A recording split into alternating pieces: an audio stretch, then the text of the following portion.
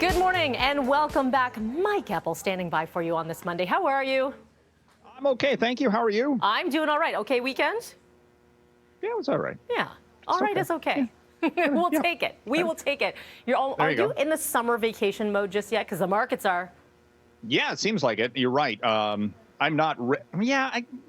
It's anytime it's above 20 degrees, I actually warm up. Anytime below it's that, I'm always cold, right? So this is summer, big time. But markets are heating up a little bit here, Melanie. In the midst of a bear market bounce, we saw a big gain last week, specifically for Wall Street. Some of the benchmarks were up 6 to 8% for the week, and there is a theory going on here that maybe, and I gotta caveat all of this stuff with maybe, perhaps, inflation might be starting to roll over a little bit. We've seen commodity prices come down quite a bit, specifically for agricultural commodities. Base metal prices have cratered recently, so maybe that'll pull down some of the inflationary pressures in the global economy. Does that put a peak on how high interest rates are going to go up? That's the theory, at least. So we've seen, Wall Street on Friday, the Dow was up over 800 points. The TSX was over 300 to the good. These are still down substantially for the year. We're coming up to the midpoint of the year already, Melanie. How? Saturday was half Christmas, for goodness sakes.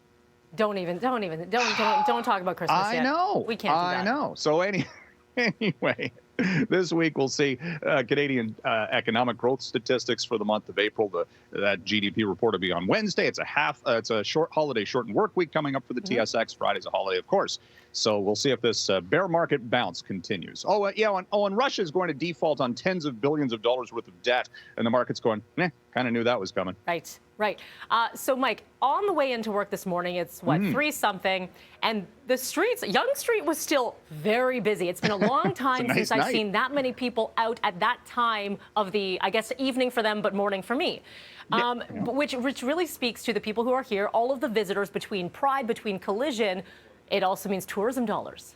Yeah, and the Jazz Fest is going on too. Yes. I kind of forgot about that in the notes this morning. I'm going, that's going on too. The city is just booming right now. What a good time economically speaking with Pride, and as you mentioned, the previous Collision conference, which brought in 35,000 attendees as well. So Melanie, it's been this pent up economic reopening, I suppose, if you want to call it that. Nice to see that this weekend was certainly big. Hotels have got to be packed, and they're probably charging a big premium price, I'm guessing, for their hotel rates. No doubt. Okay, this week, a lot of parents are saying, all right, school wrapping up. Now we look ahead to, for many people, it's been a while, travel. The problem is we've seen what's happening at the airports. Are they ready for this massive amount of people to make their way to the airports? The interesting thing is Pearson might be kind of turning a corner for dealing with the passenger numbers. Other airports globally, not so much, and the airline industry is continuing to struggle. Another 700 flights were canceled in the U.S. just this past weekend. They're having the same problem in Europe right now with some of the major airlines. A lot of it has to do with crews calling in sick due to COVID. Yeah, that's still a thing.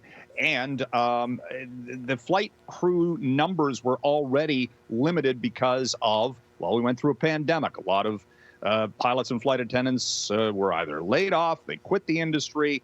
There's a retirement trend going on right now. So, it's trying to keep up with the massive demands in travel. It's going to be a very interesting week. July 4th, that's, the biggest travel weekend of next to Thanksgiving, I guess, in the United States. But, it's going to be a very busy week indeed at the airports, and we'll be watching it. Some chatter this morning that almost Pearson, you get there almost too early on some flights. It's a weird situation right now. Finally for you, gas prices. Where are they sitting at? Where are they going? They're sticky at $2 a liter. I don't know if we're going to see much of a break this week. Of course, like I said, next week's a long weekend. So do you see the gas companies keeping them elevated? It does come back to the price for oil, but as we know, Melanie, the price always goes up like a rocket and floats back down like a feather. Seen this time and time again. And oil prices this morning hovering around $107 per barrel. So still pretty expensive, but I have a feeling it is still going to be a lot of people out on the roads. Absolutely. It's not deterring a lot of people right now, that's for sure. All right, Mike, we'll talk to you again tomorrow, same time. Thank you. Take care.